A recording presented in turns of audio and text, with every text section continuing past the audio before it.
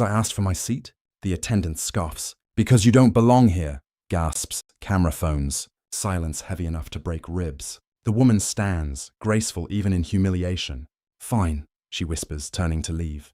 But her eyes are cold steel. In 7 minutes, that same plane will be grounded by the woman they just threw off. Welcome to Respect Win Stories, a place where powerful tales come alive, and every word carries meaning. I would love to know where you are joining from today. Share it in the comments below, and while you do, sit back, relax, and let your heart open to a story that will move your soul and spark your imagination.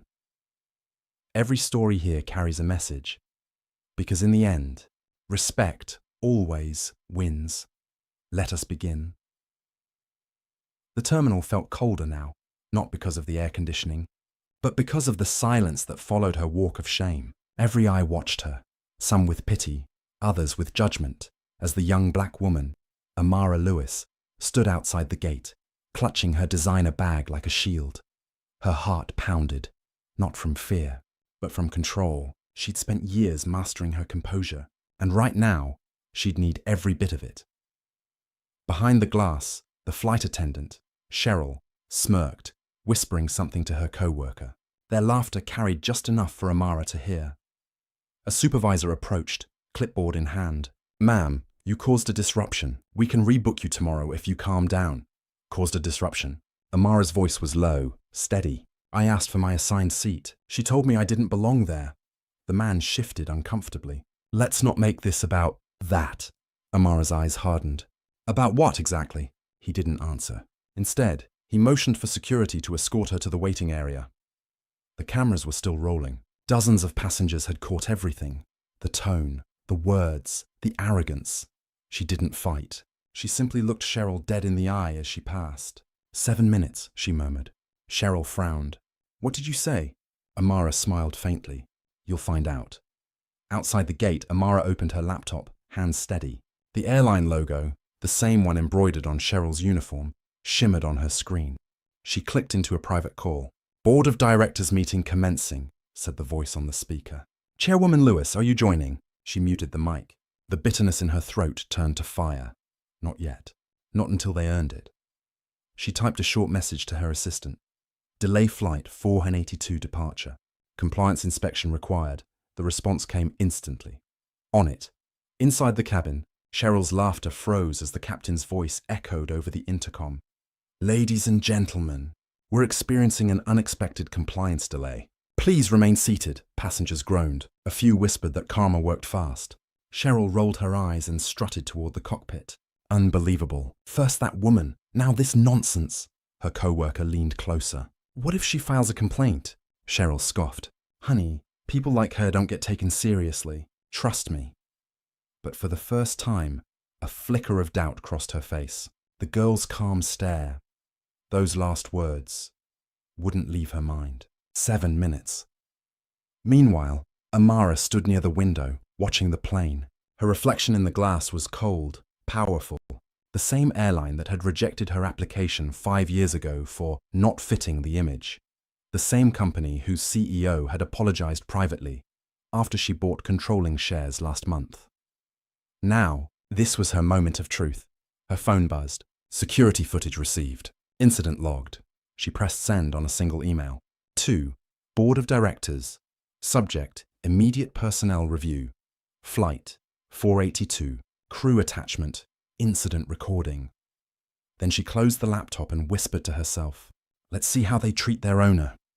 Inside the plane, Cheryl checked her watch, irritated. 7 minutes and we're still stuck here, she muttered.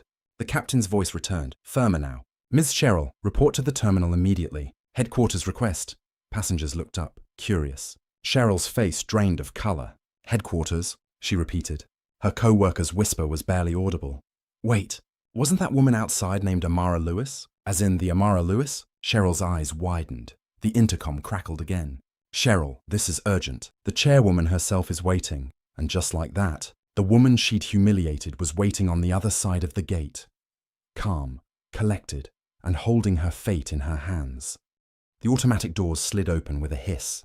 Cheryl stepped through, her confident stride replaced by nervous hesitation.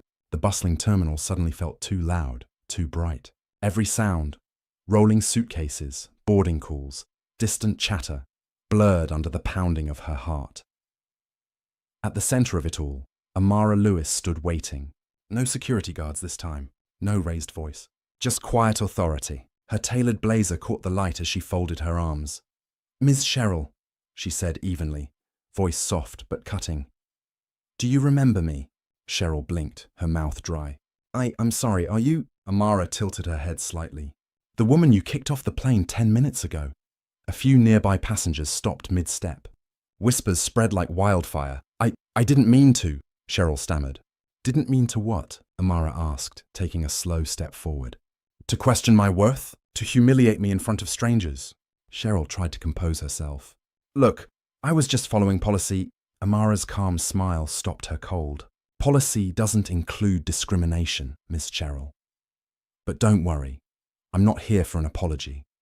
She turned, gesturing toward a small group of men in suits approaching from the boarding gate. The airline's regional manager, operations head, and PR director. All three looked tense, carrying tablets and folders.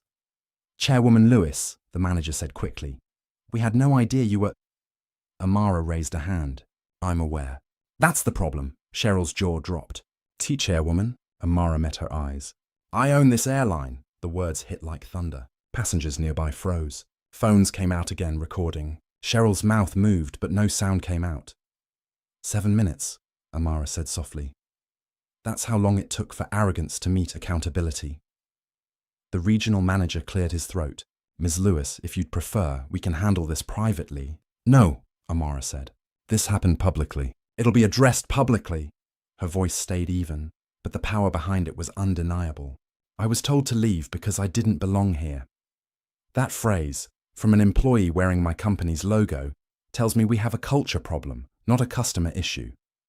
Cheryl's face turned pale. "Please, I didn't mean any harm. I was stressed. It's been a long shift." Amara held up a hand. "You were loud, disrespectful, and biased. That wasn't stress. That was character." The PR director stepped forward, whispering, "Ma'am, this will go viral within the hour." "I want it to," Amara replied. "People need to see what happens when those with a little power forget their humanity." She turned to Cheryl, her voice softening slightly. "Do you know why I'm calm right now?" Cheryl shook her head. "Because years ago, I was exactly where you thought I belonged, broke, overlooked, dismissed, and people like you made sure I never forgot it." She reached into her bag and pulled out a small silver badge, the one all senior executives carry. "Do you recognize this?" Cheryl's eyes widened. "That's the corporate badge," Amara nodded. "It's the one you'd have seen in my file, if you'd looked before judging me." Gasps from the onlookers. One passenger whispered, "She owns the airline?"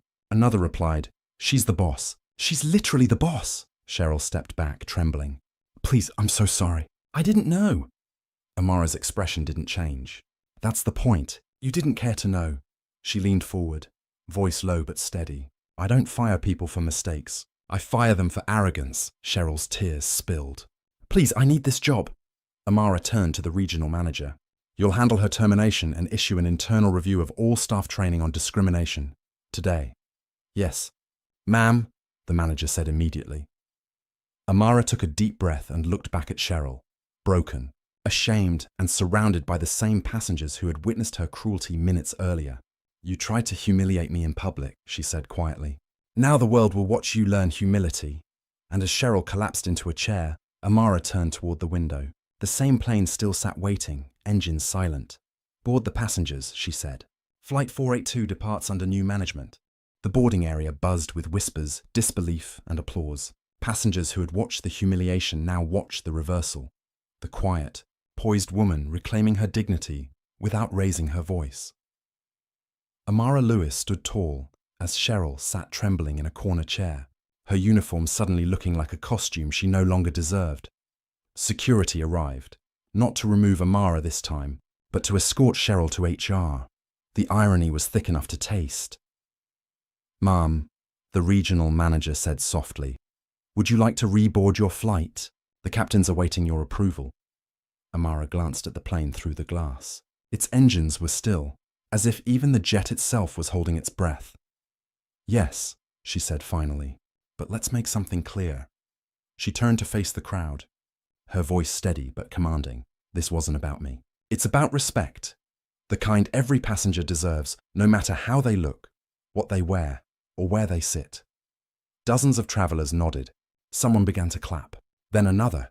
Within seconds, the terminal echoed with applause. Cheryl hid her face in her hands. Tears streamed down her cheeks, but no one moved to comfort her. Not out of cruelty, but because they finally saw the consequences of casual arrogance. Amara looked at her one last time. Learn from this, she said gently. Don't destroy people because of your prejudice. You never know who you're talking to, or who they'll become. She turned away, her heels clicking sharply against the floor. Each step carried the weight of dignity reclaimed. As she walked down the jet bridge, the captain stood at attention, hat in hand. Chairwoman Lewis, he said with a respectful bow. Welcome aboard. She nodded. Thank you, Captain. Let's keep this quiet. Today isn't about titles. Inside the cabin, passengers whispered excitedly. A little girl near the window smiled and whispered to her mother. That's her, the lady they kicked off. Amara smiled softly, sitting in her original first-class seat, the one she was told she didn't belong in. Now, the entire airline knew better. A flight attendant, a different one, approached nervously. Ms. Lewis, would you like a drink before takeoff? Amara shook her head. Just water, and please, treat every passenger kindly. They all deserve it. The attendant nodded gratefully, eyes full of respect. As the plane began to taxi, Amara looked out the window, the runway lights blurring into gold streaks. She thought of her younger self, years ago, sitting in economy with dreams too big for her ticket. Now she didn't just have a seat on the plane, she owned it. The engines roared to life, and as the aircraft lifted into the sky, the applause from the gate still echoed faintly in her mind. Not for her wealth, but for her grace. Justice had taken flight. The morning after the incident, the video had already gone viral. Millions watched the clip. First the humiliation, then the revelation. But what captured hearts wasn't revenge, it was restraint. The world had seen power before. What they rarely saw was grace under fire.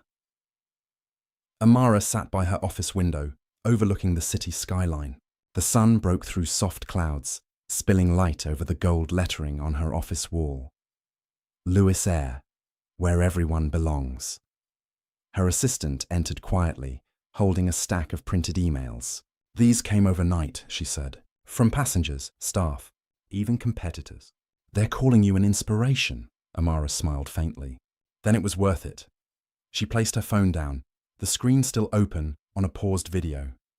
Her standing at the gate, calm, poised, never raising her voice. She hadn't planned to go viral, she'd only planned to set an example. Later that day, she held an internal meeting with the entire airline staff, streamed across all locations. Cheryl wasn't there, but her absence hung in the air like a lesson everyone could feel. I want you all to understand something, Amara began.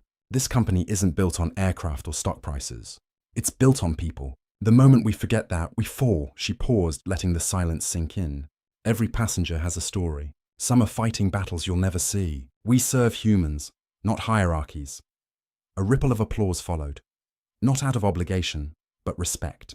For the first time in years, many employees felt proud of where they worked. Amara stepped down from the stage afterward and made her way outside. The air was crisp, the kind that smells like change. Her driver opened the door, but she waved him off. I'll walk. The city buzzed with life, strangers passing by, some recognizing her, others just smiling politely. A little girl tugged her mother's hand near the crosswalk. Mommy, that's the airplane lady, she whispered. She's brave, Amara knelt down, smiling. You be brave too, sweetheart. And kind as that's even stronger, the child grinned. I will. Amara stood, heart light. That moment meant more than all the headlines. Weeks later, a letter arrived at her office. Handwritten, trembling script. It was from Cheryl. You had every right to destroy me, but you didn't. You taught me instead. I'm working at a community shelter now, helping others find jobs. Thank you for your mercy. Amara read it twice, then placed it gently in her drawer. Not as a trophy, but as proof that dignity changes more than punishment ever could.